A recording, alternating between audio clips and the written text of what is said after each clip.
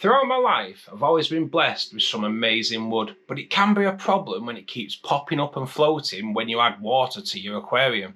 So what do you do when you've got a piece like this that is too big to put in a bucket or too big to boil in a pan? Well, this is what I do.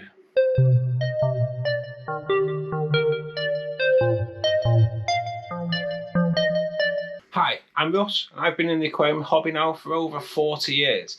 And a visit to my local fish store a couple of weeks ago, I encountered this beautiful piece of wood. And it's ideal for the cardinal tetra tank that I'll be building in a couple of weeks.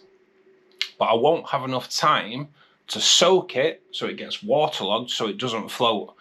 So you have to do this another way. And this is how I do it. So yesterday I went back into the same store actually, going having a look at what koi they'd had delivered. And I came across this pretty decent sized piece of slate. So I thought that is ideal for me to attach my wood to. So I purchased it. And how I do it is, first of all, I've got two larger cable ties. I've joined them together and I will just feed that around and attach that like so, making sure it's nice and tight.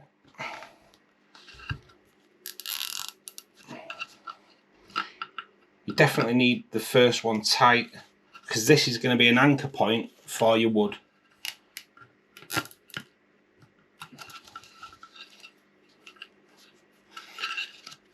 And turn it over and I will just trim off any pieces like that. I then place two cable ties under the fixed cable tie, one on either side, like so, just ensuring that once they wrap around your wood, they will seal perfectly.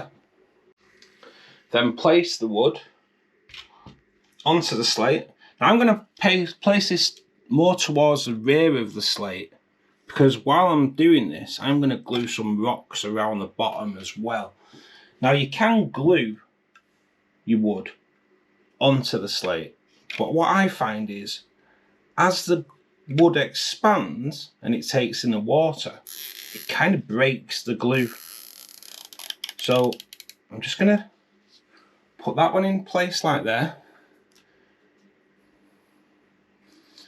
Place this one over here. Don't tighten them all up too much at first, because obviously you want it to sit on the rock really well. Just give that a tighten up. Now, you can see them at the moment, but once there's some plants around there, you're not going to see them cable ties. And I just trim that one off. Trim this one off. And that is fixed.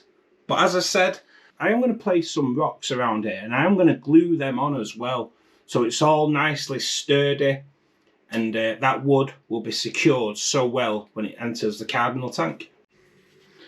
Now I use a cyan acrylite glue so it's tank safe, and I can just leave this to dry on here with no problems. I'm just going to place these rocks on there and just let them sit.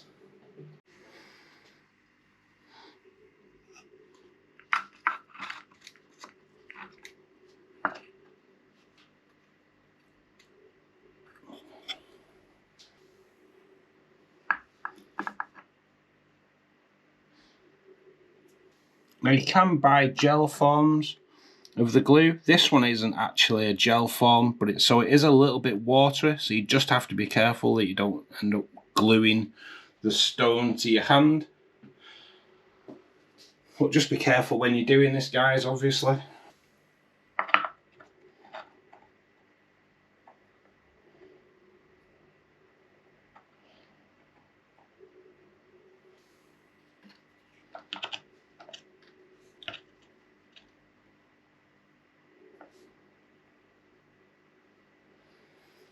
We'll just let that dry now. And that is going to be easily enough weight to stop the wood from floating. It can sit at the bottom of the tank. I am going to cover it all with substrate anyway, so you're not going to be able to see the slate. You'll probably still be able to see the rocks, but you're not going to be able to see the cable ties, because in this build, it's going to be Busa philandra that's going around the bottom of that, and then the substrate will be covered in different types of crypts.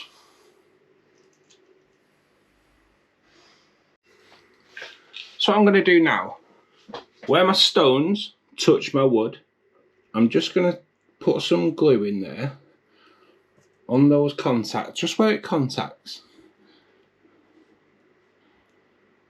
Like I say guys, just be careful, because you don't want to glue your wood to your hand, because that will just be an embarrassing trip to A&E for you. So just be careful. Now that's all where it makes contact, so it just helps firm everything up for you. So there we go. It's really easy to do. I'm just going to let that sit there now for the next 24 hours, just so the glue can set and those rocks are going to be nicely in place. Then I'll place it back into the tank, but I will put it on top of a piece of filter floss, just so the rock doesn't crack the glass over time. Now it is going to be a species only cardinal tetra tank, but cardinal tetras are just one of the fish that I cover in my latest video, which is about the most colourful fish that I think would make a beautiful community aquarium. And if you want to know what they are, then watch this video next, and I'll see you there. Take care.